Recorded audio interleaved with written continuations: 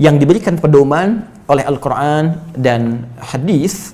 Saya kumpulkan dari Maret tadi, tanggal 15 telah terkumpul data dari luar negeri. Saya maksimalkan riset di Indonesia, 17 saya selesai menjadi bagan seperti ini. Ini saya bisa tunjukkan. Ya, jadi kalau Bapak Ibu Zoom, nah sekarang sedang Zoom gitu ya. Teman-teman bisa Zoom. Nah, ini kami sudah bikin bagan seperti ini. Penanganan wabah, ini dalam konteksnya nanti baik wabah terbatas sampai dengan ke epidemi sampai ke pandemi. Ini rumusannya kita keluarkan langsung dari Al-Quran dan hadis-hadis Nabi SAW, baik dari mulai info nabawinya seperti apa, sebab-sebab wabah seperti apa, sampai penanganannya bagaimana. Ya, sampai nanti yang terakhir, Prof. Veni tadi disebutkan terkait dengan herbal, sampai saya teliti sampai ke herbalnya. Ya, dan nanti kita akan lihat bagaimana paparan yang sangat menarik tentang ini sebuah. Jangan lupa subscribe, like, and share. Gejala COVID ini muncul dari sejak di Wuhan. Mohon izin, saya pribadi yang sangat mencintai Al-Quran, ya, mencintai Nabi SAW, dan saya tidak bisa melepaskan setiap kegiatan kecuali dengan referensi Al-Quran dan hadis. Posisi kami sedang di Korea, ya, di akhir Januari masuk awal Februari. Jadi saya sampai bahkan mengamati gejala COVID ini dan membentuk satu tim kecil, ya, untuk riset data-data awal. Apa sih COVID ini, seperti apa, gejalanya bagaimana, sampai saya secara serius, ya, karena Quran menuntut kita, ya, dalam mengatasi atau dalam bersikap terhadap berbagai hal itu, termasuk pekerjaan kita dengan dua dasar utama. Ya, pertama rasa cinta. Ya, kalau kita sudah cinta, kita akan memberikan segalanya. Para dosen, kan, mengajar dengan cinta, maka Anda akan memberikan perhatian terbaik untuk siswa-siswanya. Ya, Anda yang di Civitas Akademika Unhas mencintai kampus ini, maka Anda akan memberikan yang terbaik. Ya, kalau bahasanya kayak Haji Ahmad Dahlan itu, ya, itu sangat indah. Ya, jadi bagaimana kita berusaha untuk memberi tanpa pernah kita berpikir untuk menerima lebih banyak. Ya, itu indah. Yang kedua, kesungguhan, serius. Kalau kita ingin berhasil, kita serius. Ya, sungguh-sungguh, bahkan itu syarat yang disebutkan di Quran surah ke-3 Ali Imran ayat 142. Am hasibtum an tadkhulul jannata wa lamma ya'lamillahu alladhina jahadu minkum wa ya'lamas sabirin. Apa Anda duga akan mudah sekali Anda sukses, termasuk meraih surga yang Anda dambakan, sementara belum dilihat oleh Allah tingkat keseriusan Anda dalam mewujudkan itu. Ya, nanti kalimat ini dibagi 3 bagian. Keseriusan dalam merencanakan, meriset, itu disebut dengan ijtihad. Keseriusan dalam mengeksekusi hasil ijtihad disebut dengan jihad, dan keseriusan dalam mengatasi, ya, problem mentalitas kita. Kadang kalau bekerja suka malas, kadang-kadang bergulat dengan diri kita, itu disebut mujahadah namanya. Jadi ada kesungguhan, ada rasa cinta, kita gali sepenuh yang bisa kita maksimalkan. Nah, saya sampai kemudian menghubungi di kawan-kawan I4, ya, International Indonesian Scholars Association. Jadi ada Ikatan Ilmuwan Internasional Indonesia di luar negeri. Itu ketuanya sekarang sahabat kami, profesor di Todai University, ya, Tokyo University. Itu sampai kita coba lihat di setiap negara yang sejak dari Februari itu mulai bergulat dengan COVID, kita minta di sana ilmuwan-ilmuwan kita untuk bisa merumuskan bagaimana negara-negara itu menyikapi COVID. Ini saya sampai dapat salinannya. Ini dikirimkan juga kepada Bapak Presiden, kemudian Ketua DPR dan gugus COVID terkait. Ini saya sudah dapat dari sejak tanggal-tanggal dahulu. Di bulan Maret saya dapat ini. 15 Maret, dari Februari kami berusaha, kemudian dirumuskan dan dapat ini.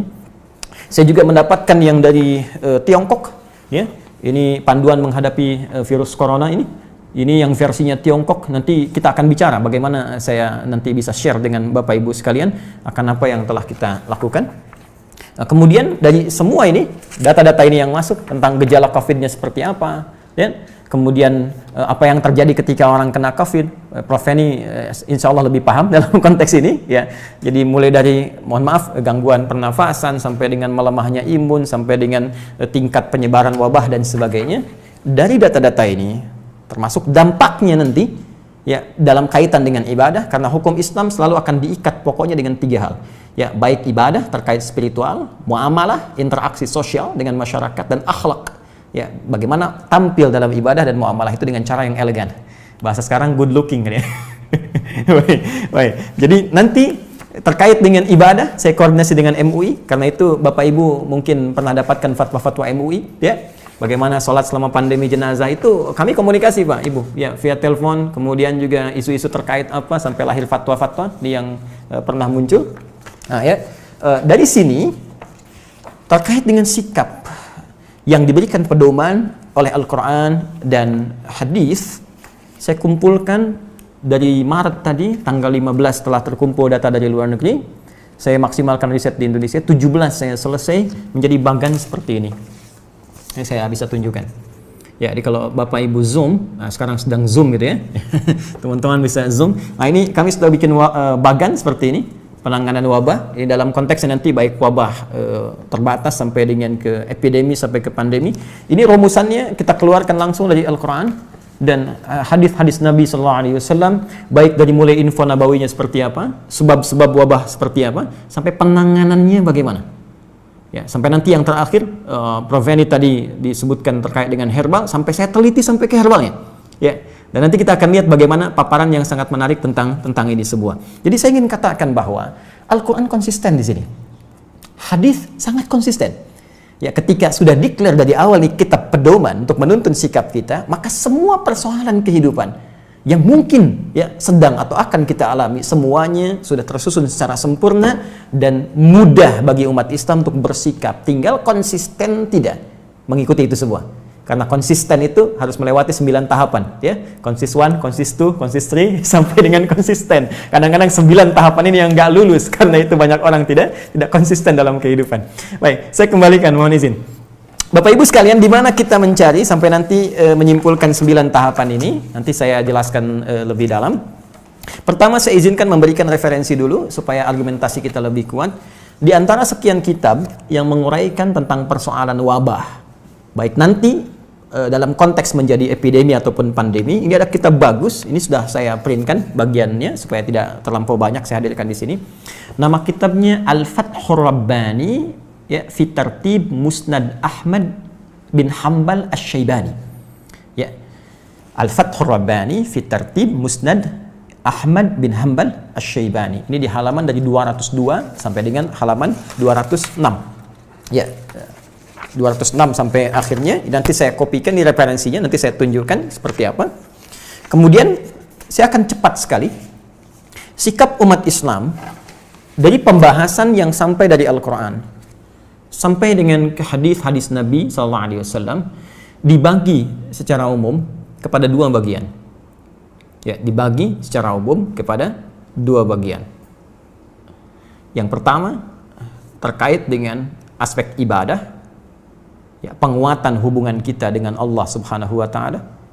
Ya, nanti ketika ada pandemi terjadi, apakah itu sifatnya COVID ya, ataukah mungkin wabah yang lainnya, apa yang diinginkan dari umat Islam untuk bersikap? Di bagian pertama ada dimensi ibadah, penguatan hubungan kita dengan Allah Subhanahu wa taala. Nanti kesimpulan besarnya, jika dengan pandemi itu terjadi belum juga kuat hubungan kita dengan Allah, mesti dikasih apa lagi supaya ingat Allah? Ya. Kalau ditunjukkan si fulan bisa pulang besok, si fulan bisa meninggal begini, dengan makhluk kecil aja bisa wafat, apa Anda masih sombong juga? Nah, itu kesimpulan besarnya. Detailnya nanti kita akan lihat ya. Yang kedua terkait dengan aspek muamalah. Ya, ikhtiar apa yang mesti kita lakukan untuk mengatasi pandemi ini ya, dalam konteks pertarungan kita baik dengan virusnya ataupun dengan aspek-aspek yang lainnya. Izinkan saya memulai Bapak Ibu sekalian dengan memberikan referensi dari kitab ini terkait dengan aspek bagian pertamanya sebagai pembuka umum dari Rasulullah SAW. Sikap pertama apa yang harus dibangun ketika kita menerima informasi atau bahkan menghadapi satu pandemi ya, atau mungkin wabah secara umum. Ini dari Kitabul Wabah wa Ta'un, babnya tentang pembahasan wabah dan ta'un. Izinkan saya membacakan pertama hadis Nabi SAW dari langsung disampaikan, ini A1 informasinya. Dari lingkar dalam kehidupan Rasulullah, yaitu Sayyidah Aisyah radhiyallahu taala anha dari Yahya bin Ya'mar. Saya bacakan langsung supaya ada banyak. Saya sebenarnya menghafal kitab-kitab, cuma kadang-kadang kalau orang bacakan orang tanya dari kitab mana gitu ya. Ada juga orang yang menyimpulkan jangan-jangan nggak ada sumbernya gitu. Ya, jadi kita lihat. Bismillah. An Yahya ibn Ya'mar an Aisyah radhiyallahu taala anha annaha akhbarathu annaha sa'alatin nabiyya sallallahu alaihi wasallam. Jadi Sayyidah Aisyah itu pernah mengabarkan kepada Yahya bin Ya'mar ya, yang beliau bertanya tentang ta'un, tentang wabah ya.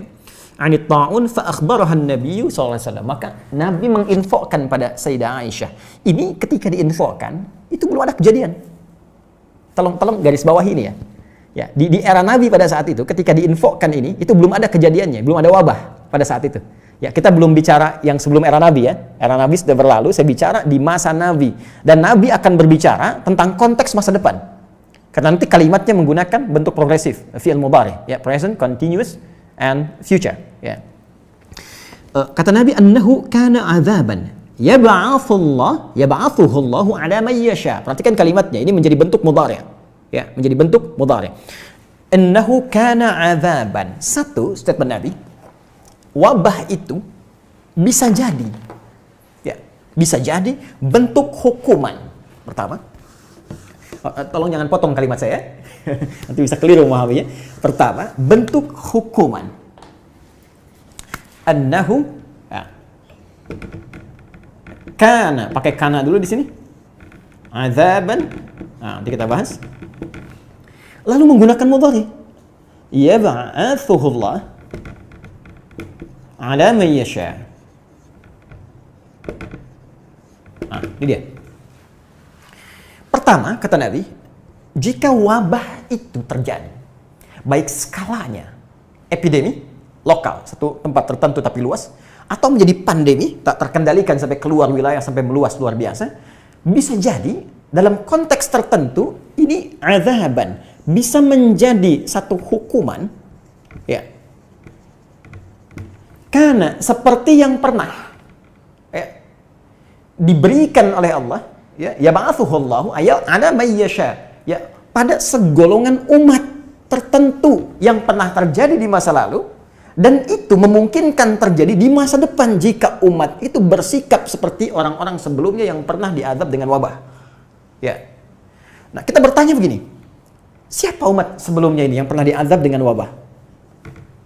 Gali fakta sejarah, ya, kita bisa temukan di antaranya di Al-Quran. Kita temukan di Quran surah ke-7 Al-A'raf ayat 132 sampai dengan 133. Nanti ini kisahnya Fir'aun, ya, la'anahullah. Fir'aun itu pernah juga diazab oleh Allah dengan wabah sampai tingkat tertinggi ditenggelamkan nanti, ya. Ketika Allah kirimkan kemudian angin, ketika Allah kirimkan virus, ya, ada yang menerjemahkan virus. Kalau kita lihat kitab-kitab tafsir, ada yang menerjemahkan dengan virus, ada nanti kemudian darah, ada nanti kodok dan sebagainya, serangga, sampai puncaknya belum beriman juga, akhirnya tenggelam.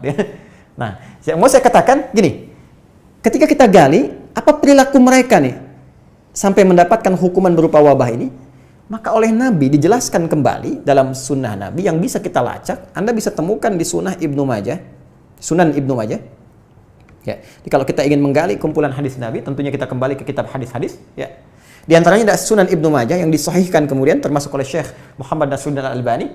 Ya, di nomor hadis yang ke-106. Saya sudah cantumkan di riset saya. Ya, nanti ada di sana. Kalau nanti Bapak Ibu ingin dapatkan pula, nanti saya coba usahakan untuk berikan kopinya. Ya, lam tadhharil fahishatu fi qaumin qattun, ya, hatta yu'linu biha. Tidak pernah akan terjadi di satu masa ketika seseorang berbuat perbuatan fahisyah. Ini sebab pertama. Nah, ini faktor pertama, wabah itu bisa turun, baik menjadi nanti epidemi ataupun pandemi. Menyebarnya perbuatan fahisyah. Sampai kemudian kalimatnya muncul dari redaksi Nabi, sampai diturunkanlah ta'un, wabah. Ya, jadi muncul perbuatan fahisyah. Fahisyah itu dia termasuk bentuk tunggal dari kata fakhsya, ya, muannas. Jadi ada fakhsya, diksi awalnya di fahisyah, nanti kemudian temannya mungkar. Ya, kalau kita baca Quran surah ke-29 ayat 45, innas salata tanha 'anil fakhsya'i wal munkar. Asal diksi dari fakhsya itu dari kata fahisyah, perbuatan buruk yang bersumber dari syahwat seksual. Ya, maaf sekali, pornografi, porno aksi, seluruh perbuatan zina, LGBT, ya, dan segala turunan-turunannya, kata-kata jorok, kotor. Jika itu sudah mulai menyebar tak terkendali, bahkan sudah dianggap biasa, dianggap perbuatan-perbuatan yang legal, ya, yang normal, maka itu sangat memungkinkan pertama terjadinya wabah. Jadi wabah itu pertama, ya, itu kaitannya ada penyimpangan perilaku. Ya, kaitan pertama dengan perilaku seksual, ya, yang terjadi yang tadi saya sampaikan. Ya, ini mungkin sudah tampak di kita ya. Kita tidak berbicara dulu dengan COVID-19 ya. Ada HIV misalnya, apa faktor utamanya kita cek? Bukankah itu virus juga dan sebagainya? Yang jelas jika mulai ini muncul perbuatan tak terkendali, maka resiko yang pertama, ini saya mau sampaikan begini ya, mohon maaf sekali, yang menyampaikan Allah lewat Rasulnya. Kalau yang menyampaikan ada hidayat, Anda bisa tinggalkan, Anda bisa ambil pendapat lain. Tapi kalau yang menyampaikan pencipta kita, apa Anda masih ragu juga? Sementara kita disifati mukmin, yakin tanpa ragu. Kalau Allah saja Anda ragukan, entah siapa lagi yang Anda percayai. Allah mengatakan pada kita, jaga betul, jangan sampai bertindak hal yang dilanggar, ya, hal yang sangat dilarang, dan ini bisa mengantarkan pada hadirnya wabah. Ini bagian pertama. Yang kedua, bisa berarti salah konsumsi. Ya, pola makan yang tidak benar, hal-hal yang diharamkan dan sebagainya. Bahkan di hadis Muslim jelas ada beberapa redaksi yang ketika dikonsumsi itu bisa menyebabkan penyakit bahkan mewabah. Ya, bahkan di hadis Muslim redaksinya menggunakan kelelawar, itu kan? Nanti ada beberapa lain yang diharamkan. Di Quran nanti banyak. Bahkan tugas Nabi diantaranya ketika ditetapkan oleh Allah, Quran surah ke-7 ayat 157. Quran surah 7 ayat 157. Ya. Sudah? Nanti di pertengahan ayat ini Allah memberikan penekanan di antara tugas Nabi menunjukkan beberapa hal-hal, ya, hal-hal apa saja yang halal untuk dikonsumsi, wa yuharrimu alaihimul khaba'ith, dan mengharamkan segala hal yang kotor. Khaba'ith jamak dari kata khabithah. Khabithah itu bisa jadi juga terkait hal-hal kotor yang terkait erat yang bisa melahirkan wabah. Ya, bisa jadi virus, bakteri, kotoran, macam-macam. Karena itu masuk kamar mandi yang banyak kotorannya kita berdoa, Allahumma inni a'udzubika minal khubuthi wal khaba'ith. Cuma sayangnya diartikan setan laki-laki dan setan perempuan. Padahal itu konteksnya hal-hal yang kotor. Setan senang dengan segala yang kotor. Kita itu orang bersih. Karena itu bab pertama dalam fikih thaharah, membuat kita bersih dan suci. Ya, kalau orang senang bersih-bersih, suci, itu luar biasa. Gampang menghindari segala ini. Ya, bisa jadi tidak rentan dengan virus, tidak rentan dengan bakteri. Ya, itu prinsip utama dalam fikih. Saya kembali lagi ya. Jadi faktor pertama bisa jadi ini penyimpangan perilaku, kemudian juga cara makan yang tidak sehat, ya, dan seterusnya. Dan yang ketiga, jadi satu penyimpangan perilaku seksual, yang kedua salah konsumsi, mengonsumsi yang haram dan seterusnya. Dan yang ketiga ini memang agak sensitif, tapi ini terjadi. Ya, bisa jadi satu propaganda besar yang disiapkan oleh kalangan-kalangan tertentu yang memang sudah melampaui batas. Dalam bahasa Quran, melampaui batas itu disebut dengan kata kerjanya togo. Togo, ya, sifatnya melekat pada orangnya disebut toghin, jamaknya disebut togut. Ya. Misal Fir'aun, ya, la'anahullah, itu disebut dengan togo. Idhhab ila fir'auna innahu togha. Ya, Musa alaihissalam pergilah kepada Fir'aun, dia sudah mulai menyimpang dari kekuasaannya. Ya, Allah titipkan kepadanya kekuasaan tertentu, tapi yang dia lakukan mulai menyimpang dengan itu, sehingga dengan penyimpangan itu melahirkan wabah. Kan nanti wabah terjadi zaman Fir'aun, salah satunya. Akibat apa? Perbuatan yang dia desain sendiri akhirnya melahirkan itu.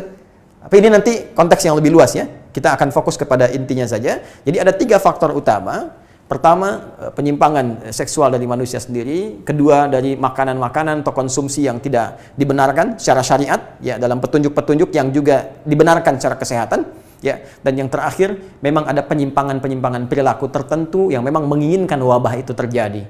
Lalu seperti apa kemudian respon yang Al-Quran dan hadis berikan kepada kita. Jadi ini satu, jika ini teman-teman sekalian kemudian muncul, sekarang kita masuk ke inti persoalan jika wabahnya terjadi dan menjadi epidemi atau bahkan pandemi seperti COVID-19.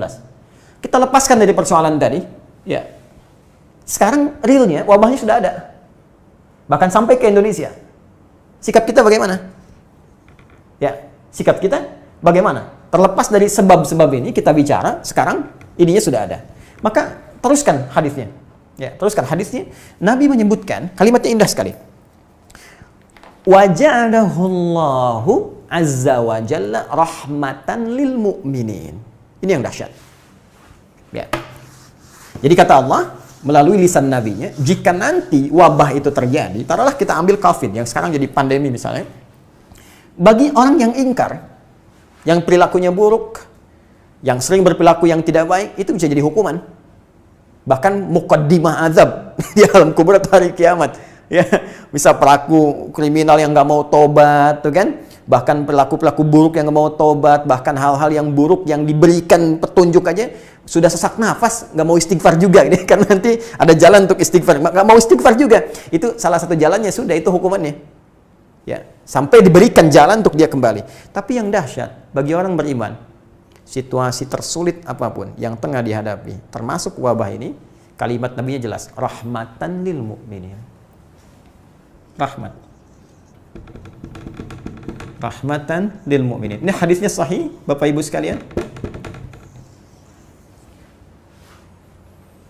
Jelas sekali kalimat Nabi-nya, tidak banyak perlu ditafsirkan lagi. Sikap umat Islam ketika menghadapi pandemi ini dengan contoh spesifik yang sekarang tengah kita hadapi, ataupun hal-hal sulit lainnya berupa wabah dan sebagainya, secara spesifik Nabi pesan pertamanya memberikan wejangan kepada kita semua, sikapi ini semua dengan prasangka baik dulu kita kepada Allah sebagai rahmat untuk kita. Tuh. Ajaban li amril mu'min. Masih ingat hadisnya? Orang Islam itu kalau imannya benar, itu hidupnya mengagumkan. Semua situasinya menyenangkan.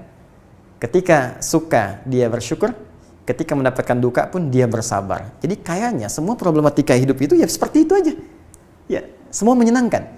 Dan jalan terhebatnya kata Nabi, ketika Anda diuji nanti dengan pandemi ini, karena di masa itu pandeminya belum ada, wabahnya belum ada, tapi Nabi sudah memberikan satu prediksi ke depan kalau terjadi ini, sikapi dengan sikap rahmat. Nah, sekarang kita turunkan bagaimana menurunkan rahmat ini menjadi sikap yang detailnya bisa kita ekspresikan, khususnya dalam mengatasi COVID dan tadi ya dalam upaya untuk menyesuaikan diri dengan era kehidupan baru. Apa turunan dari rahmat ini? Ya. Masih ada waktu, Prof? Masih ya? Baik, saya turunkan, saya baca lagi hadisnya ya. Oh, setengah jam. Alhamdulillah. Ya. Baik. Jadi saya harus menjadikan riset 6 bulan dalam setengah jam. Baik, bismillah. Kita pelan-pelan ya. Sekarang kita turunkan bagaimana menyikapi rahmat ini. Saya izin bacakan kemudian hadisnya dulu. Saya teruskan, teman-teman sekalian, Bapak Ibu sekalian. Saya mau lompat sebentar ke dalam hadis yang diriwayatkan oleh sahabat Amr bin As ya, radhiyallahu taala anhu. Ketika terjadi sebuah perdebatan nanti ya tentang satu wabah yang terjadi saat itu di Syam, dan posisi nanti Amr bin As pada saat itu sedang menjadi gubernur. Apa yang beliau sampaikan mengacu pada keterangan Rasulullah SAW pada arahan-arahan sebelumnya. Nah, sebelum ke Amr bin As, saya lompat sedikit ke atas, Bapak Ibu sekalian, dalam riwayat Abi Usaib, Maula Rasulullah SAW, ketika beliau menginfokan tentang akan ada kejadian ya, wabah di satu tempat, dan beliau kemudian berdoa kepada Allah. Nah, doa inilah yang sangat penting untuk kita ketahui. Mari kita lihat, Atani Jibril alaihi salam bil huma wa ta'un. Satu kali kata Nabi, Jibril alaihissalam menginfokan kepada aku bahwa nanti akan ada di suatu kondisi tertentu umatku diuji dengan penyakit demam ya yang mewabah dan taun. Ini kalau homa dengan taun agak beda nih. Kalau taun ini dari kata ta'nun, sesuatu yang menusuk. Jadi kalaupun dia sifatnya virus kayak nusuk, kayak berat apa gitu ya. Nah, kalau demam kan lebih tahu lah Anda gejalanya seperti apa. Jadi nanti ada satu tempat diuji oleh Allah, banyak wafat ya, karena kalimatnya nanti fina'u ummati, nanti ada wafat yang dengan banyak demam, dan ada yang diuji dengan ta'un, wabah yang dahsyat yang sifatnya juga menyulitkan untuk diatasi. Kemudian fa umsikatil huma bil Madinah wa ursilat at-ta'un ila Syam. Maka informasi pertama kata Nabi itu demam itu akan nanti terjadi di Madinah. Sedangkan ta'un, wabahnya nanti akan terjadi di wilayah Syam. Ya, Syam luas itu ya. Pada saat itu Syam itu bisa mencakup, kalau sekarang mungkin 4 negara ya. Ya, Palestina, kemudian Lebanon, Jordania, Syria.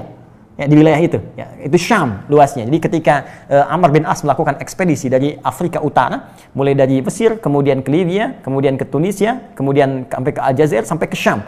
Ya, nanti di Afrika Utara itu gubernurnya Musa bin Nusair dengan panglima tertinggi Tariq bin Ziyad yang nanti kelak menaklukkan Andalusia. Kemudian Amr bin Asnya nanti dia stay di Syam ya, jadi gubernur di sana. Nah, Yang menarik, setelah sepeninggal Nabi ini, ya kata Nabi, sebelumnya kata Nabi, "Fatta'unu syahadatun li ummati wa rahmatun lahum wa rijsun 'alal kafirin." Ketika itu terjadi, maka orang-orang yang wafat yang terkena taun itu, ya kalau dia benar-benar menjaga iman, melakukan sikap yang dibimbingkan oleh Nabi ini, benar caranya, maka kata Rasulullah, orang-orang ini akan wafat dalam keadaan syahid. Ingat itu. Nanti syahid dibagi 3 ya. Syahidnya dibagi 3. Ada syahidun fid dunya wal akhirah, syahid dunia dan akhirat. Itu yang wafat fisabilillah dalam konteks peperangan yang dibenarkan. Ya, awas, bukan sembarangan tembak orang, bom orang seperti sekarang itu, bukan jihad itu ya. Ya, saya pernah ditanya itu saat di Lampung, "Ustadz, apakah bom di Jalan Tamrin ya waktu kejadian itu apakah jihad fisabilillah?" Ya, saya bilang jihad fisabilillah itu jihad di jalan Allah, bukan di Jalan Tamrin ya. Itu satu yang beda. Nah, ini kalau yang dimaksud di sini seperti yang kita ketahui ya. Itu wafatnya dia tidak dimandikan, ya, kemudian juga langsung disolatkan dengan pakaiannya, itu syahid fid dunya dan fil akhirah.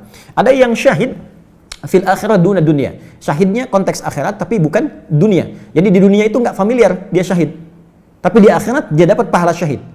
Di bawah yang pertama tadi. Seperti orang yang wafat tenggelam, ya, orang yang wafat tertimpa bangunan, orang yang wafat termasuk kena wabah. Ya, dalam konteks ini misalnya COVID-19 dan sebagainya. Tapi apakah semua muslim yang kena wabah ini otomatis syahid? Belum tentu, kecuali sikap ini diikuti. Jadi petunjuk ini diikuti. Boleh jadi ini rahmat. Kapan lagi wafat syahid, Bu? Pak, kalau ingin tahu kemuliaan orang syahid wafat nanti, ya setelah meninggal tuh baru tahu, ya. Atau di penghujung usianya, ya begitu sekarat syahid bedanya akan luar biasa, ya akan dahsyat itu. Nanti kita lihat. Yang terakhir ada syahid dunia dunal akhirah. Di syahid di dunia kelihatan seperti syahid, tapi nggak dapat pahala syahid di akhirat. Ya, itu ada nanti kasusnya kalau di Riyadhus Shalihin itu ada tentang bab ikhlas dari 1896 hadis, ada bab tentang ikhlas di penghujung babnya ada orang ditanyakan kepada Nabi, "Ya Rasulullah, bagaimana seorang yang berjuang sampai dia wafat? Ya, apakah orang itu kemudian syahid tapi dia pengen dikenal sebagai pahlawan?" Maka kata Nabi, orang yang wafat itu sebagai syahid adalah orang yang niatnya benar-benar berjuang karena Allah. Kalau niatnya salah, maka dunia dia dapatkan, akhirat tak dapat. Ya, ini konteksnya. Nah, ini kita bicara tentang aspek yang kedua. Orang bisa dapat pahala syahid akhirat luar biasa, wafatnya dapat rahmat Allah. Ini tidak mudah dapat rahmat itu.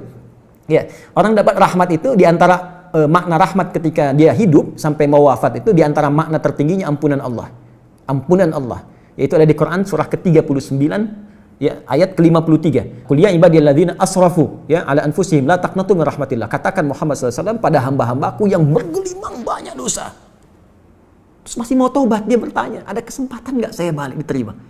Ada orang pernah bunuh orang, pernah mabuk, pernah zina, tiba-tiba ada getaran di jiwa, saya pengen balik. Dia bertanya, ada nggak kesempatan taubat? Kata lu, jangan putus asa. Aku berikan rahmatku. Puncak tertinggi pemberian ampunan Allah sifatnya rahmat. Karena itu Allah nanti memberikan ampunan dosa dengan 4-5 turunan sifat. Al-afu, ghafir, ghaffar, ghafur, rahim. Puncak tertinggi rahim karena membawa rahmat. Sekarang ada orang langsung syahid statusnya. Anda bisa bayangkan? Ya jelas, dosa terhapuskan. Dosanya terhapuskan, pahala datang besar, kesempatan besar. Jadi karena itu Nabi memberikan statement, kalau ada orang kena wabah, dia nggak bisa hindarin. Tapi dia menerima itu dengan bersikap seperti petunjuk Nabi. Ketika benar dia pun wafat pada saat itu dapat pahala syahid. Nah, ini yang tadi saya katakan di awal, penguatan konteks ibadah, membangun kekuatan kita kepada Allah. Jadi ternyata di balik pandemi ini, bagi orang beriman, itu ada puncak turunan rahmat, ada peluang untuk syahid. Kalau memang ajalnya tiba pada saat itu. Dan persoalannya, kita nggak bisa mengetahui kapan kita wafat. Ada di antara Anda yang sudah merencanakan kapan meninggal? Ya, belum tentu terjadi. Ya, kita bisa berharap esok lusa mungkin wafat, boleh jadi kematian lebih cepat datang dari apa yang kita bayangkan. Bukankah rumus di Al-Mulk itu? Ya, ayat yang kedua kan jelas, "Huwallazi khalaqal mauta wal hayata liyabluwakum ayyukum ahsanu amala wa huwal azizul ghafur." Pertanyaan saya, kenapa maut didahulukan? Ya, di ilmu balaghah itu cara bacanya pakai ilmu balaghah, takdim wa ta'khir. Kalau mau konsisten cara pemikiran kita manusia, hidup dulu baru wafat kan? Tapi ayat itu berkata wafat baru meninggal. Huwallazi khalaqal maut wal hayat di belakang. Kenapa? Itu di ilmu balaghah namanya ada takdim wa ta'khir. Diawalkan, diakhirkan. Kenapa hayat diakhirkan hidup? Karena kecenderungan manusia ingin selalu hidup lebih lama. Ingin panjang. Tapi dia nggak sadar, maut bisa datang lebih cepat dari apa yang dia duga. Siapa di antara kita yang tahu kalau ajal kita datang lebih cepat? Kalau Allah sudah kirimkan peluang syahid, belum dimanfaatkan juga, sayang. Itu yang dimaksud rahmat tadi dalam konteks kehidupan akhirat. Jadi rahmat yang pertama ini sikapnya adalah kembali kepada hadis Sayyidah Aisyah tadi. Bagaimana seseorang bisa bersikap benar ya menghadapi ini sehingga mendapatkan syahadat. Teruskan hadisnya. Ya, saya bacakan hadisnya. Falaisa min 'abdin, kembali ke hadis Sayyidah Aisyah tadi. Falaisa min 'abdin yaqa'u ta'unu fihi fayamkuthu fi baladihi sabiran muhtasiban ya'lamu annahu lam yusibhu illa ma kataballahu azza wa jalla lahu illa kana lahu mithla ajri asyahid. Pertama kata Nabi, jika ada wabah kemudian meluas sampai ke tempat Anda, sekarang statusnya sudah pandemi, sampai ke wilayah kita, apa yang disampaikan oleh Nabi? Anda menetap dulu di situ, jangan kemana-mana dulu. Baik, turunan dari sini hadis yang lain lagi. Ya, baik, saya bacakan lagi hadisnya. Ya, perhatikan teman-teman, ini sangat indah sekali. Ya, la tada fahuwa yaji'u ahyana wa yadhhabu ahyanan. Wabah itu bisa datang, bisa pergi. Ya, kata Nabi, fa idza waqa'a bi ardin fala tadkhulu 'alaihi wa idza waqa'a bi ardin fala takhruju firaran minhu. Ya, wabah itu sesuatu yang nggak pernah berlangsung selamanya. Kadang ada, kadang nggak ada, kata Nabi. Dan bahasanya menggunakan mudhari. Ini menunjukkan sesuatu yang jarang, ya, karena sebab-sebab tertentu saja. Tapi yang menarik, kalau sampai ke tempat Anda, kata Nabi, Anda yang ada di situ jangan keluar dari situ dulu. Oke? Sedangkan Anda yang dari luar jangan masuk ke situ. Ini yang diterapkan kemudian oleh Amr bin As. Yang tadi saya sampaikan di awal. Begitu wabahnya sampai ke Syam, sesuai prediksi Nabi tadi. Di awal, ketika Nabi katakan atani Jibril alaihissalam, Jibril datang kepada saya menginfokan umatmu nanti akan diuji, banyak yang wafat karena demam dan wabah. Demamnya di Madinah, kemudian wabah di Syam. Kejadian betul di masa itu, awamis namanya. Kalau Anda googling nanti, ya awamis, yaitu nanti Anda dapatkan di situ kejadian wabah. Ya, di eranya Umar bin Khattab radhiyallahu taala anhu. Nanti ada perdebatan di komando di lapangannya ketika terjadi di situ. Umar ingin kontrol, tapi hadis Nabi ini diingatkan. Kemudian sampai sahabat Umar, ya kemudian panglima besar yang wafat juga di situ. Tapi yang paling menarik, perdebatan apa yang terjadi di antara ya Amr bin As dan sahabat Syurahbil dan beberapa panglima-panglima yang lain. Kata Amr bin As, perhatikan baik-baik.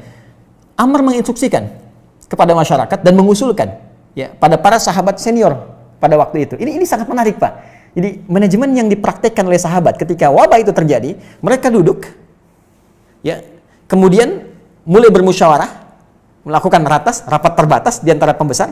Ya, dipanggil siapa yang gugus tugas yang dibentuk, ya di bawah pimpinan siapa. Ya, ini yang mengatasi. Orang militer pada saat itu, ya, yang ditetapkan, yang pilih untuk mengatasi itu semua. Kemudian nanti diusulkan bagaimana prosesnya, seperti apa, dan ada keterbukaan informasi yang disampaikan pada masyarakat pada saat itu. Statusnya bagaimana, tanggap daruratnya seperti itu. Di antara usulan Amr bin As, kata Amr, fatafarraqu. Lakukan social distancing dalam bahasa kekinian. Jadi social distancing, physical distancing, jarak, dipecah oleh beliau. Ini seperti api, kata beliau, wabah ini. Kalau semua ngumpul, kena semua. Ada bagian yang belum kena, ada bagian yang sudah kena. Di Syam saja yang sudah terkena, itu dilarang yang dari luar masuk. Bahkan pemimpin, presiden terbesarnya Umar nggak boleh masuk ke situ. Kalimat nabinya dari luar jangan masuk, yang di dalam pun jangan keluar. Yang di dalam pun oleh beliau dilakukan social distancing dengan yang diistilahkan sekarang ada PSBB itu. Jadi keluarnya lockdown, di dalamnya PSBB. Ya, pembatasan skala besar ya, yang terbatas itu. Jadi dipisah oleh beliau, yang ini bersih, diidentifikasi yang bersih, ya sudah, di sini jangan masuk ke wilayah yang ini. Itu masih dalam Syam. Kalau sekarang 4 negara tadi. Jadi Syamnya di lockdown untuk keluar, di dalamnya dilakukan PSBB. Nih yang ini kalau kita Indonesia nih, lockdown dulu dari luar kan. Nah, kemudian yang dari Makassar nih, tolong, ya itu kan banyak tuh, ada yang di Goa, ada yang di Wajo, macam-macam ya. Kalau kenanya satu tempat, Goa bersih, Goa nih, jangan ke Wajo dulu ya, atau Wajo jangan keluar dulu. Di skalanya dibatasi. Nah, itu sudah ada. Karena itu ketika saya membuat bagan ini secara teknis, saya masukkan di sini terkait dalil-dalilnya. Ya, kita ada nanti teknisnya ini ada social distancing, ada lockdown, diidentifikasi suspeknya berapa, positifnya berapa, tempatnya di mana. Kalau sekarang istilahnya ada OTG gitu kan, ya orang tanpa gejala, kemudian ada yang reaktif kan belum tentu positif, gitu kan? Ada dalam orang dalam pengawasan, ODP dan sebagainya. Itu sudah ada, hadisnya ada, bisa diturunkan. Dan ini sejak Jakarta jadi epicentrum COVID, saya sudah datangi, ya pimpinan tertinggi di Jakartanya, kemudian saya presentasikan, saya sampaikan. Ini 18 Maret saya datang, 17 Maret saya selesai, 18 Maret saya hadir. Termasuk dengan turunan yang lainnya. Jadi saya ingin katakan, kembali ke tadi itu, batasi dulu. Nah, ketika ada di wilayah itu, apa yang harus dilakukan? Sabiran muhtasiban. Annahu lam yusibhu illa ma kataballahu lahu. Pertama, kata beliau, yang ada terkena di wilayah COVID itu, sabar berjuang mengatasi COVID itu. Bangun kedekatan dengan Allah. Tingkatkan imun spiritual kita. Karena sumber kehidupan di roh. Jangan langsung simpulkan dulu dengan kematian. Karena nggak ada hubungan penyakit dengan kematian. Kematian itu hubungannya dengan ajal. Hati-hati. Ya, kebanyakan orang wafat bukan mungkin karena COVID-nya, karena kekhawatirannya. Ya, orang terkena penyakit jantung belum tentu meninggal, yang sehat aja wafat. Jadi, yang paling menarik, bangun kekuatan spiritual Anda, ya kata Nabi, dengan Allah. Tingkatkan. Jadi bukan menjauh. Tingkatkan imun spiritual kita. Sabiran muhtasiban. Ingat-ingat. Dan berjuang. Jadi saya ilustrasikan begini. Bekasi misalnya, saya tinggal di Bekasi, kena COVID nih. Lockdown. Jangan keluar. Ketika Anda tidak keluar dan Anda berjuang mengatasi wabah itu, Anda sedang berjihad. Ya, dahsyatnya Anda sampai menjaga orang supaya orang nggak kena. Anda itu sedang jihad. Makanya di hadis lain, nanti di hadis ini ada disebutkan, wahzun a'da'ukum minal jin. Ya, virus itu sebetulnya itu kamu harus sikapi sebagai musuh. Jin yang tak nampak. Jadi kita itu sedang berperang, bertempur. Jadi sikap kita itu ya, persiapan kita mesti kuat. Karena kita sedang berjuang, kita jaga orang supaya nggak kena, kita berjuang. Nah, perjuangan kita kalau wafat itu yang disebut syahid. Diapresiasi oleh agama dengan syahid. Nah, dari sini kekuatan terbesar yang dibangun oleh ajaran Nabi, sikap seorang muslim ketika ada pandemi, ya, apapun itu yang terjadi, bangun kekuatan mendekat kepada Allah. Tingkatkan lagi. Sholatnya perbaiki. Ini kurang apa sih? Ya, Masya Allah, yang belum pernah jadi imam, sekarang jadi imam di rumah, gitu kan? Bahkan kemarin ada kesempatan khutbah Idul Fitri, gitu ya. Ya, Masya Allah. Tapi kita juga harus evaluasi, ini salah apa? Kok kita dikeluarkan dari masjid yang kita cintai? Gak bisa ke masjid. Gak bisa taklim. Terlepas dari kehidupan virtual sekarang. Tapi kita mesti evaluasi. Kita rindu dengan masjid. Kita rindu dengan taklim. Ada salah apa gitu? Ya, apa ada kehidupan yang tidak normal di sekitaran kita? Ya, apa ada sesuatu yang salah yang harus diperbaiki? Makanya bahasanya muhtasiban. Jangan-jangan selama ini keliru, walaupun nggak keluar rumah, tapi medianya masuk ke rumah, di handphone berapa banyak gambar kotor yang kita lihat, video-video jorok yang mungkin pernah hadir di kehidupan. Ya, otaknya penuh dengan persoalan yang buruk. Kita evaluasi itu. Dan yang paling dahsyat dalam evaluasi itu mungkin kamu wafat, kata Allah. Kalau wafat sampai dengan sekarang, bekalnya belum cukup juga, dengan cara apa lagi Allah muliakan kita untuk berpulang. Oke, nah ini terkait dengan pendekatan spiritual. Jadi kalau ditanya sikap apa yang mesti dibangun saat pandemi ini, maka sebagai seorang muslim, dari aspek ibadah, sikap yang mesti dia bangun adalah penguatan sisi spiritualnya. Ya, nanti di sini saya turunkan ada beberapa ayat di bagian ini, yang memberi petunjuk langsung kepada kita. Jadi kalau nanti ada yang terkena COVID-nya misalnya, itu nanti mohon izin Prof, ada langsung zikirnya dibimbing oleh Al-Quran. Ya, bisa zikir yang standar Quran surah ke-26 ayat 80, zikirnya Nabi Ibrahim tuh. Wa idza maridtu fahuwa yashfin. Harus optimis. Kalau saya sakit pasti disembuhkan. Itu indah sekali di Quran itu.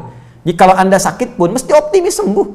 Ya, justru yang diajarkan tuh sikap optimisme. Saya selalu klaim ke teman-teman media tuh, Anda tuh gimana sih? 90% lebih sekarang berita tuh jelek semua. Kenapa nggak ditampilkan yang baik-baiknya? Ini sembuh begini, ini kekuatan begini. Itu kan motivasi gitu. Sekarang kita lihat setiap berita tuh A sampai B. Saya dari bangun tidur itu, ya setelah sholat, ngaji, macam-macam, saya jejerkan berita luar dengan dalam negeri. Itu beritanya 90% ke atas, jelek semua. Ini membuat manusia itu nggak semangat gitu. Ini mungkin frame yang kita mesti bangun. Mohon izin saya selesaikan sebentar. Nanti ada zikir yang standar, ada zikir Nabi Ayub.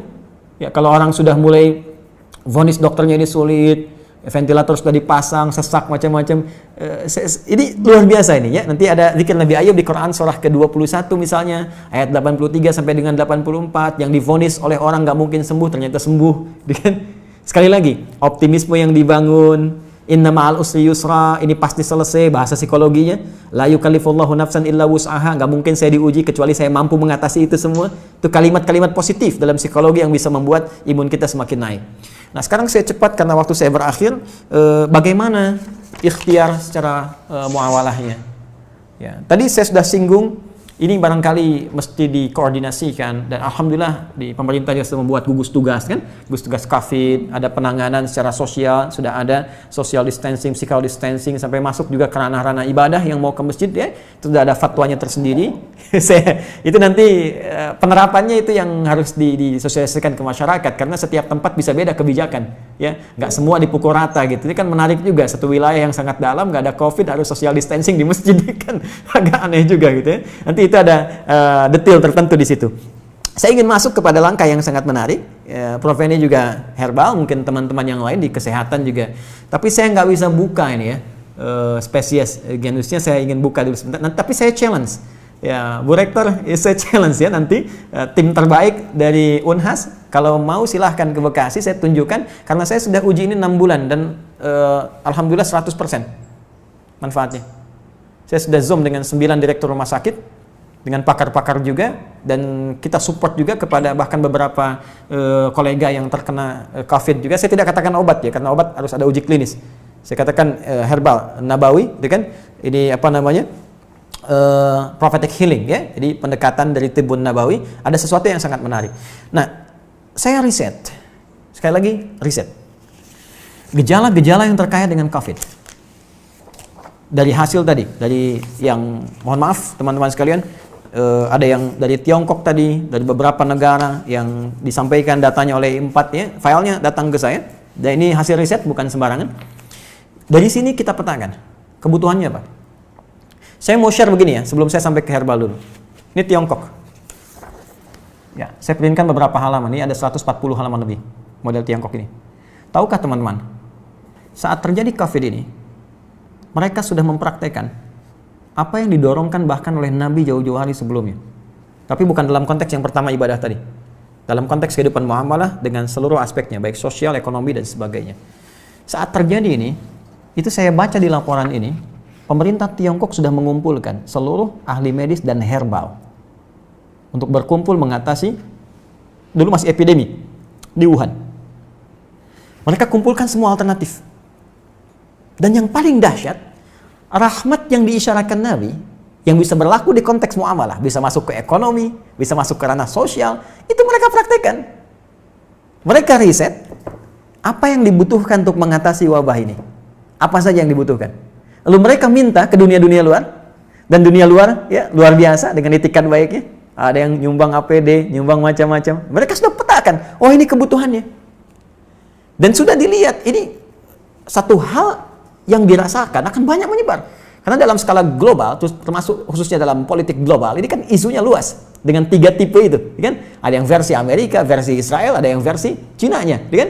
Artinya ini kan sudah menyebar dan mereka sudah lihat. Artinya apa? Potensi dari segi muamalahnya, karena ini kan sisi agamanya kosong gitu kan, dalam tanda petik minim lah. Dia tarik sisi ekonominya saja. Bahkan dari tim mereka punya tim khusus yang dalam bidang ekonomi untuk memetakan ada ribuan list yang mungkin bisa dimanfaatkan dengan situasi pandemi ini. Ini bikin APD, ini bikin kits, bikin ini, bikin itu, bikin sampai puncaknya vaksin. Dan mereka sudah prediksi.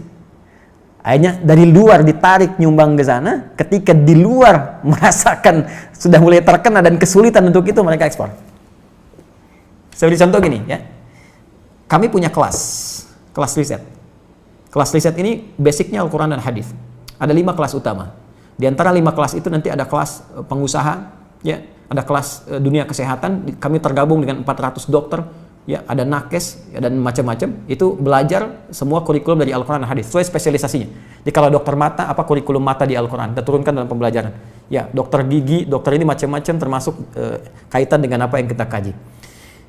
Saya riset dengan teman-teman yang di dunia usaha. Ini akan ada kebutuhan APD, masker, dan sebagainya. Sampai kami buat standar yang nanti akan ditetapkan nih oleh pemerintah. Ini standar APD. APD yang tersebar di Indonesia itu pionir pertama yang riset di antara kami. Ya, ini yang versi pemerintah untuk distandarkan. Ya, face shield. Kita buat face shield, masker. Tahu nggak teman-teman, Prof? Kita buat face shield untuk bantu masyarakat awal-awal. Bahkan kita gratiskan. Kemudian setelah itu kita ambil bahan baku harga sekian. Dari bahan baku 25.000 baru akan disupportkan ke masyarakat. Sudah ada di salah satu toko, saya nggak sebut nama, yang ngambil dari Tiongkok 60.000 dijualnya dan sudah lolos dengan semua ujinya. Saya ingin lihat dengan persepsi yang lain ya. Saya ingin lihat dengan persepsi, bukan persepsi kita menyoal, persepsi kita melihat bagaimana Tiongkok membaca peluang menjadikan ini sebagai rahmat dan sekarang diselamatin WHO. Selesai gitu kan. Mereka bebas tapi mereka bisa meningkatkan sisi ekonominya. Kenapa kita nggak riset itu semua? Peluang apa yang bisa kerjakan kita sekarang? Kenapa teman-teman misalnya di wilayah Makassar, Sulawesi, desa tidak membuat batasan terbatas? Kenapa Anda nggak bikin aplikasi? Ya, meningkatkan ketahanan pangan, riset, siapa yang jualan padinya, siapa yang jualan kentangnya, jualan sagunya, macam-macam. Aplikasi wilayah Makassar saja. Unhas jadi pionirnya. Yang butuh pangan ke sini, butuh ini ke sini. Mereka tinggal klik, lokal hidup, nggak terganggu. Baru kita ngambil dari luar. Itu sisi ini. Ya, yang paling menarik ketika saya riset tentang gejala COVID-nya, dari mulai imun menurun, pernapasan terganggu, ya mulai macam-macam lah segala gejala COVID yang Anda lebih tahu di dalamnya. Saya cari dalam narasi hadis-hadis Nabi, dan Masya Allah, Alhamdulillah, ditemukanlah satu herbal, saya sebut herbal, yang mencakup semua gejala tadi. Dan itu, dunia internasional pun belum masuk ke situ. Belum ada kesadaran itu gitu. Ya, saya cek kemudian, di Indonesia nggak ditemukan materinya. Ini hanya ada di 2 tempat di dunia. Dan zaman Nabi sudah dipraktikkan. Ada gejala-gejala yang serupa pernah ditangani Nabi dengan pendekatan yang bisa diminum, bisa dimasukkan, teteskan ke hidung, bisa diasap gitu. Ya, itu ternyata saya cek sudah masuk jurnal, Prof sekalian. Ini materinya udah ada di jurnal, ya jurnal-jurnal ilmiah internasional. Ini saya ada beberapa jurnal nih yang sudah ada, ya. Tapi saya mohon maaf saya belum bisa zoom ya nanti. Maksud saya nanti saya bikin statement di akhir. Ini sudah ada Zoom internasionalnya. Ini sudah tahu ternyata khasiat-khasiat ini.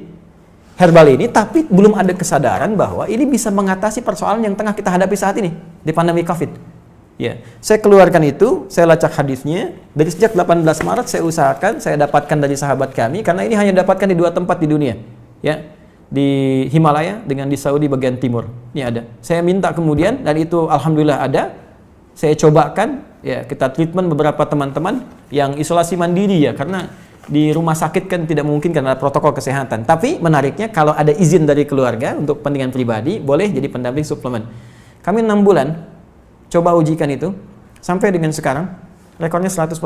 Hanya 3 hari paling lama. Ya, yang terkait dengan COVID ini saya tidak mengatakan obat ya. Kalau enggak besok nanti saya diundang. jadi saya katakan ini ada pendampingan prophetic healing. Kemudian saya sempat share juga Zoom dengan beberapa 9 direktur rumah sakit, kita berikan bantuan juga itu dengan skala yang sangat terbatas. Dan menariknya, saya coba pesan itu 1 kali lewat online. Ya ingin tahu gitu kan, ada dilacak. Ini sudah jadi produk internasional, tapi dengan arah pengobatan tertentu, bukan ke COVID. Ya, bukan gejala-gejala ini, dan belum tahu kalau ternyata itu bisa untuk gejala yang dimaksudkan. Jadi kalau kita pesan pun ada, cuma kualitasnya belum tentu sama karena ada 15 spesiesnya, 15 spesies. Nah, saya coba pesan, ya saya minta staff saya pesan, coba saya pengen tahu nyampe nggak ke kita barangnya. Tahukah Anda apa yang terjadi? Begitu saya pesannya lewat ke Himalaya, ternyata barang yang datang ke kami harus masuk dulu ke Cina, dan ketika saya terima di Indonesia, addressnya, alamatnya dari Wuhan.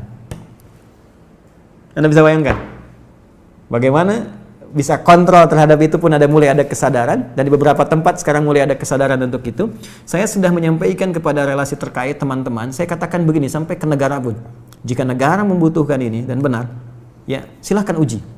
Rekomendasi kami siapapun yang ingin menguji dari pihak manapun, silahkan uji di lab. Kalau betul terbukti ada manfaatnya, saya serahkan sepenuhnya untuk negara. Saya tidak akan mengambil apapun dari ini dengan kecintaan kami kepada Indonesia. Hanya saya ingin satu saja, sebutkan referensinya bahwa ini dari hadis Nabi. Itu saja. Ya, jadi saya juga challenge teman-teman yang di Unhas, nanti boleh timnya main ke sini, Anda boleh analisis, saya serahkan nanti jurnal-jurnalnya, dipelajari dan sebagainya, hadis-hadisnya, tapi infonya kami sudah 6 bulan melakukan treatment dengan pendekatan prophetic healing ini, dan hatinya 100% sampai dengan hari ini. Alhamdulillah, termasuk kemarin yang di media-media yang diinfokan kolega-kolega pejabat-pejabat, ada yang kami support itu, dan mereka menginfokan juga sangat luar biasa. Ini bisa juga untuk diabetes, bisa. Kemudian kemarin ada yang kompleks antara diabetes dengan liver, dia menggunakan medis, ya medis belum ada pengaruh, mungkin belum cocok saja, mohon izin, ya. Lalu coba kami support dengan itu, dia selesaikan medisnya, dia tidak minum dulu, dia konsumsi itu, kami berikan, karena ini hanya 2 pekan. Hanya boleh dikonsumsi dalam 2 pekan, kemudian selesai. 1 pekan baru nyambung kembali. Apa yang terjadi? Hanya dalam 3 hari, terjadi pemulihan yang sangat luar biasa, dia sudah bisa ke masjid, sudah beraktivitas, dan sudah normal kembali. Saya ingin katakan begini, betapa ini rahmat untuk kita dalam aspek muamalah.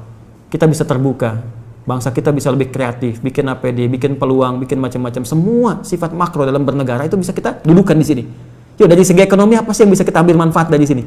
Jangan dikeluhkan semua. Ya, dari segi ibadah sudah selesai tadi. Ya, dari segi kehidupan sosial seperti apa? Ada banyak hikmah yang bisa kita gali. Silaturahim, penguatan di keluarga, ya, penguatan di kampus dan sebagainya, dan tentunya teraplikasikannya nilai-nilai kebangsaan dengan nilai yang lebih luas. Saya kira itu yang bisa saya sampaikan.